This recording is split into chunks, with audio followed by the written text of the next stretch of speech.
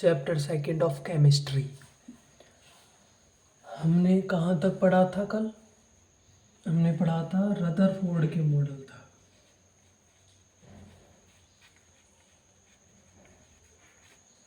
Rutherford के model में एक दोष था कि वहाँ पर इलेक्ट्रॉन नाभिक के अंदर जाकर टकरा जा रहा था, जिससे नाभिक का अस्तित्व खत्म हो जाना था, लेकिन ऐसा हुआ नहीं। तो उसके बाद आए थे नील्स बोर।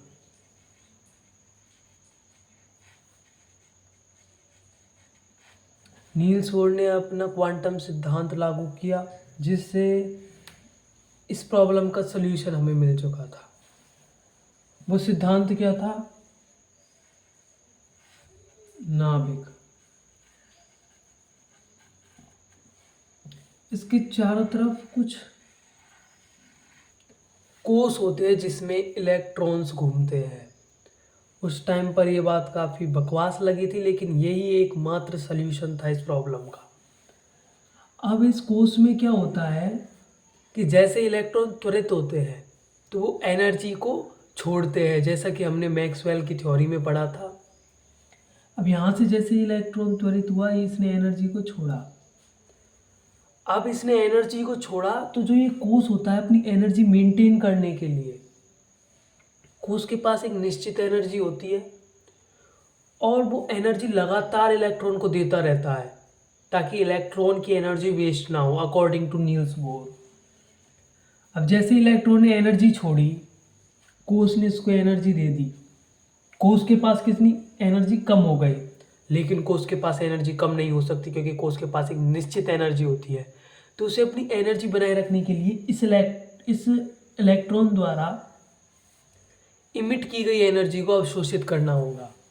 तो इससे इसका अस्तित्व बना रहता है तथा इलेक्ट्रॉन एक निश्चित दिशा में तथा निश्चित कक्षक में चक्कर लगाते रहते हैं।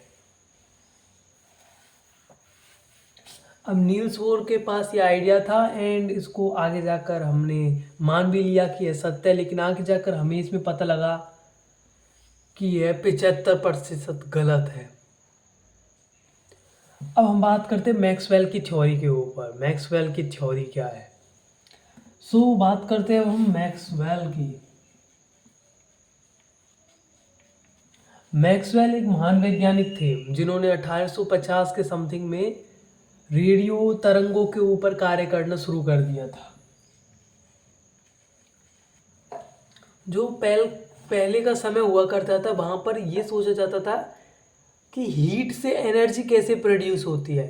जैसे कि हम कोई बर्तन लेते हैं, उसके अंदर यदि हम किसी प्रकार का जल भर देते हैं तथा हम उसमें थोड़ी सी नीचे स्टॉप जला देते हैं, तो इससे हम देखेंगे कि इसके अंदर एनर्जी प्रोड्यूस होगी। इसके अंदर जो एनर्जी प्रोड्यूस होगी वो हमें इफेक्ट करेगी इसको अपनी स्टेट चेंज करने के लिए।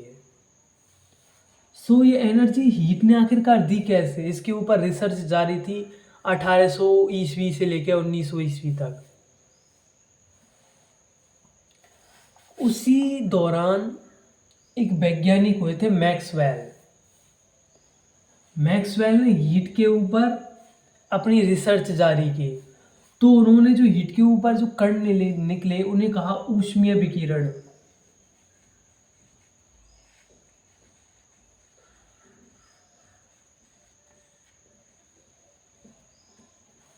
उन्होंने बताया कि इलेक्ट्रॉन द्वारा एनर्जी ग्रहण की जाती है। Let's say like that. Maxwell के टाइम पे कुछ ऐसा तो था नहीं, लेकिन मैक्सवेल ने बताया कि जो धातु होता है वो एनर्जी को लेता है। धातु के अंदर इलेक्ट्रॉन्स होते हैं, वो एनर्जी को लेते हैं। इलेक्ट्रॉनिक बीच में होता है नाभिक, यहाँ पर इलेक्ट्रॉन्स होते हैं, ये एनर्जी लेते हैं। मैं बता दूँ ये बोर का मॉडल है जो उस टाइम पर उपस्थित नहीं था। मैं इसको द्वारा आपको समझाने की कोशिश कर रहा हूँ। इलेक्ट्रॉन लेते हैं, अभी इलेक्ट्रॉन को एनर्जी मिली तो ये अपर स्टेट लेवल में चला जाता है,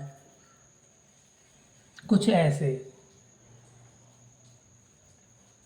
लेकिन जब कोई वस्तु अपने घर को छोड़कर दूसरे घर में जाती है तो वो वहाँ पर मेहमान बन के रहती है, right. Same goes two electron, इसलिए वो वापस अपने घर आना ही होता है। यह एक निश्चित सिद्धांत है, इसको मानना होगा। ठीक है, तो इलेक्ट्रॉन वापस आ जाता है। अब वापस आएगा तो उसको एनर्जी लूज करनी होगी, तो एनर्जी किस रूप में जाएगी? विकिरण के रूप में, दैट्स कॉल्ड विकिरण। अब इसी की खोज की थी मैक्सवेल ने। तो मैक्सवेल ने बताया कि जो कोई भी आयन होता है, लाइक इलेक्ट्रॉन, हम इलेक्ट्रॉन को ले लेते हैं क्योंकि ये पार्ट इलेक्ट्रॉन के ऊपर संबंधित है। तो इलेक्ट्रॉन जो आयन है, यदि ये त्वरण करेगा, यदि ये त्वरित होगा, त्वरित का मतलब समान दिशा में नहीं, मतलब समान वेग होने के कारण भी वस्तु त्वरित हो सकती है यदि उसकी दिशा में परिवर्तन आता रहे तो यदि यह त्वरित होगा, यहाँ सदिश त्वरण की बात हो रही है, तो यह विकिरणों का संचयन करेगा, विकिरणों को उत्सर्जित करेगा। ये प्रयोग द्वारा सिद्ध हुआ था, इसके लिए हमें प्रयोग करना होगा, हम इसे थ्योरेटिकल नहीं समझ सकते। तो वो इलेक्ट्रॉन क्या करेंगे? विकिरण छोड़ेंगे।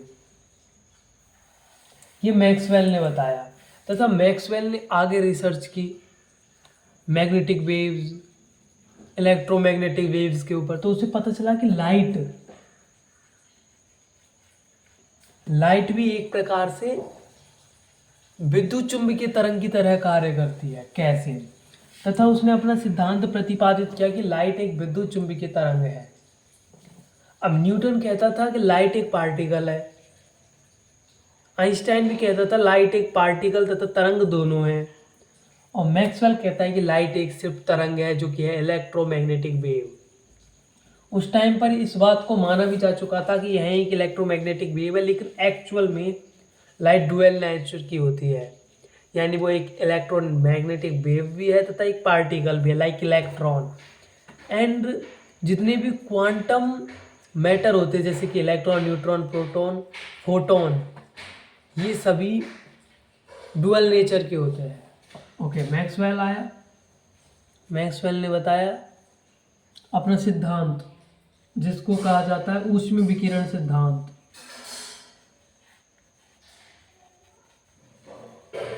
इस सिद्धांत के हमें इससे पता चला इलेक्ट्रोमैग्नेटिक वेव्स किस दिशा में गति करते हैं। सो मान लेते इलेक्ट्रोमैग्नेटिक वेव इस दिशा में गति कर रहे हैं। ठीक है, तो जो मान लेते एक्स एक्सिस है, राइट एक्स एक्सिस है, तो वाई एक्सिस में विद्युत क्षेत्र बनेगा। अब ये क्या चीज है विद्युत क्षेत्र? जब भी कोई तरंग गति करती है, और यदि हम मान लेते एक छोटा बल्ब ले लेते हैं, तो यहाँ पर हम बल्ब जला दें, राइट, तो वो बल्ब जलेगा, और जैसे ये गर्त आएगा तो ये बुझ जाएगा, फिर जैसे ये पीक आएगा फिर से जलेगा, फिर ये गर्त आएगा, ये बुझ जाएगा। ऐसे प्रयोग हमें देखने को मिले। इससे सिद्ध होता है कि तरंग के साथ विद्युत क्षेत्र कुछ इस प्रकार गति करता है। अब जहाँ पर इलेक्ट्रिक फील्ड होती है वहाँ पर मैग्नेटिक फील्ड होती है। जैसे कि आपको पता है हम इलेक्ट्रिसिटी से मैग्नेट बना सकते हैं। हम यदि विद्युत धारा का प्रवाह करें तो हम उसे मैग्नेट बना सकते हैं। Same goes to here. तुम्हें पता हो तो वहाँ मछलियों में लंबवत होती है एक दूसरे के।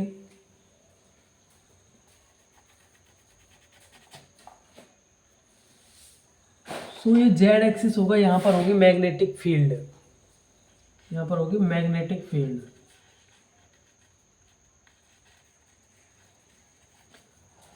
तो मतलब जो ये विद्युत क्षेत्र है तथा ये मैग्नेटिक फील्ड है, ये दोलयमान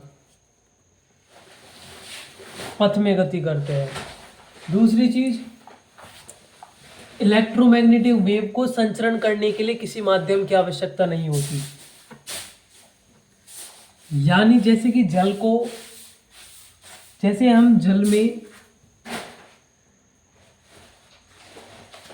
एक पत्थर फेंकते हैं तो जल कुछ इस प्रकार से रिपल्स क्रिएट करता है। जल को जल की माध्यम की आवश्यकता होती है ताकि जल की तरंग जल में ट्रैवल कर सके। सेम विद साउंड को, ध्वनि को ट्रैवल करने के लिए कणों की आवश्यकता होती है, चाहे वो वायु हो, चाहे वो कोई सॉलिड हो, या कोई गैस हो, या कोई लिक्विड हो। लेकिन इलेक्ट्रोमैग्नेटिक के लिए कोई भी माध्यम की आवश्यकता नहीं होती। ये सिद्धांत प्रतिपादित किया था मैक्सवेल ने। आगे चलते हैं।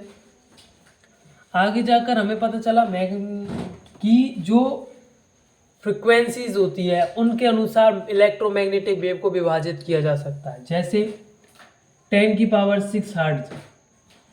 अब यहाँ पर हर्ट्ज क्यों आया, हर्ट्ज की, इसके बारे में हम बात करते हैं सबसे पहले। मैक्सवेल ने तो अपना यह सिद्धांत दिया था, लेकिन एक हर्ट्ज, हेनरी हर्ट्ज नाम का एक वैज्ञानिक हुआ था जिसने इस पूरे सिद्धांत को प्रायोगिक तौर पर सिद्ध किया था। अब 1800 से लेके और अब तक यह सिद्धांत को, जैसे कोई व्यक्ति सिद्धांत प्रस्तुत करता है तो उसको प्रूफ भी देना होता है कि यह सत्य है। तो हेनरी हर्ट्ज ने मैक्सवेल के सिद्धांत को प्रूफ किया था। इसलिए यहाँ पर हम फ्रीक्वेंसी या आवृत्ति का मात्रक हर्ट्ज ही लेते हैं, क्योंकि फ्रीक्वेंसी की जो प्रायोगिक तौर पर सिद्धांत प्रस्तुत किया था वो हेनरी हर्ट्ज ने दिया था। माइक्रोवेव,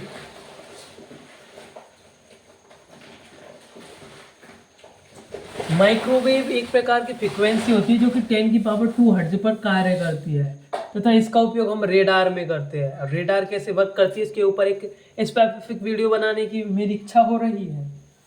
उसके बाद आता है हमारे पास रेडियो वेव्स, जो कि 10⁻6 हर्ट्ज पर कार्य करती है। अब रेडियो वेव्स, तुमने रेडियो में कभी, आज के ज़माने में तो कहाँ है, लेकिन रेडियो में तुमने कभी सॉन्ग सुना होगा, जैसे तुम्हारे फ़ोन में FM रेडियो होगा, तो वो सब क्या है कि एक टावर ले लेते हैं, उससे ऐसी काफ़ी सारी तरंगों को छोड़ते हैं और वो कम से कम ये लगा लो तो 2000 किलोमीटर तक की दूरी तक जाते हैं। और वहाँ यदि उस क्षेत्र में यदि कोई भी उसको, उस फ्रिक्वेंसी को ऑब्जॉर्व करने वाला कोई भी तंत्र, या मैं कहूँ तंत्र नहीं, सॉरी यंत्र, गैजेट, कोई भी गैजेट होगा तो उस फ्रिक्वेंसी को अवशोषित करके उसके अनुसार उस सॉन्ग को प्ले करता है, लाइक रेडियो, इसलिए इसका नाम रेडियो वेव है। उसके बाद आती है आवर्त फ्रिक्वेंसी, आवर्त electromagnetic wave, infra electromagnetic wave, जिसको हम कहते हैं हीट या ऊष्मीय विकिरण। इसको मैक्सवेल ने ऊष्मीय विकिरण नाम दिया था और अब इसका नाम है इंफ्रारेड इलेक्ट्रॉनिक वेव्स, या फिर कहे अवरक्त विद्युत चुंबकीय तरंग। ये करती है 10⁻13 हर्ट्ज पर कार्य तथा यह ऊष्मा का काम करते हैं, किसी वस्तु को गर्म करने का। उसके बाद आते हैं हम विजुअल लाइट, जो हम हमारे चारों तरफ ये लाइट देखते हैं, सूर्य से द्वारा निकलने वाली लाइट होती है 10⁻16 हर्ट्ज। जो हम लाइट देखते हैं ये 10⁻15 हर्ट्ज से जितनी भी ऊपर की फ्रीक्वेंसी होती है हम उनको अपनी आंखों से बिल्कुल देख सकते हैं। जैसे 10⁻16 हर्ट्ज पराबैंगनी किरणें, पराबैंगनी विकिरणें, ये सूर्य से उत्पादित होती है। और 10⁻15 हर्ट्ज जो कि हम दृश्य प्रकाश कहते हैं, विजिबल लाइट, जिसको हम अपनी आंखों से देख सकते हैं तथा हमारे चारों तरफ ये सारा जितना भी प्रकाश है ये सारा दृश्य प्रकाश के अंदर आता है। अब बात करते हैं हेनरी हर्ट्ज की।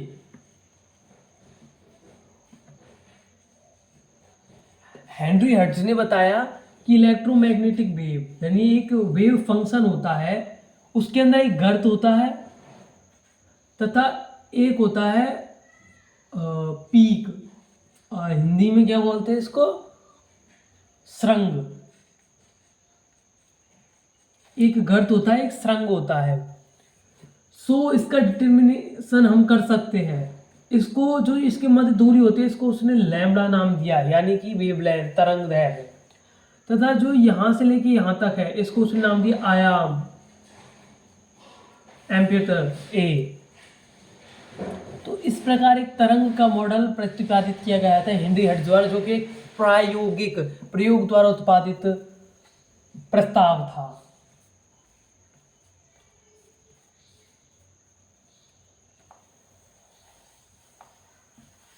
तथा हमें उन्होंने कुछ सूत्र दिए थे, जैसे कि तरंगावृत्ति, जिसके ऊपर ये पूरे सिद्धांत जो मैक्सवेल का सिद्धांत वो टिका रहा था, जिसे हम कहते हैं म्यू या कहते एफ फ्रीक्वेंसी के लिए। तरंग आवृत्ति होती क्या है, जैसे ये कोई तरंग है, तुम यहां से एक विकिरण लिया, मान लेते एक फोटोन। फोटोन क्या है मैं बता दूंगा। अगर लाइट का एक पार्टिकल लिया, लेकिन लाइट यहाँ पर वेव थी, उसको छोड़ो अभी, ऐसे जाएगा, ऐसे ऐसे ऐसे, तो यहां बिंदु से मान लेते ये कोई बिंदु है, ये वाला बिंदु है, यहां से 1 सेकंड में जितने ऐसे तरंग निकलेंगी, ऐसे 1 2 3 4 5, उसको इसकी फ्रीक्वेंसी कहा जाएगा, पुनः आवृत्ति। और यह देखा गया कि c बराबर होता है, c यानी light speed. Actually light speed सिर्फ 11 तक सीमित है, हाई स्कूल तक सीमित है। यदि आप आगे जाओगे तो इसे कहोगे तुम कॉजुअलिटी, स्पीड ऑफ कॉजुअलिटी, कारण का गति या वेग, बराबर होता है c। अब जो कारण की गति या वेग होता है वो बराबर होता है म्यू अपॉन लैम्बडा के, नहीं सॉरी म्यू लैम्बडा के, या c बराबर होता है एफ लैम्बडा। ये हमें प्रतिपादित किया था हेनरी हर्ट्ज ने अपने प्रयोगों द्वारा। अब ये क्या है, कैसे आया, इनका सिद्धांत के बारे में आगे बात करेंगे, ठीक है।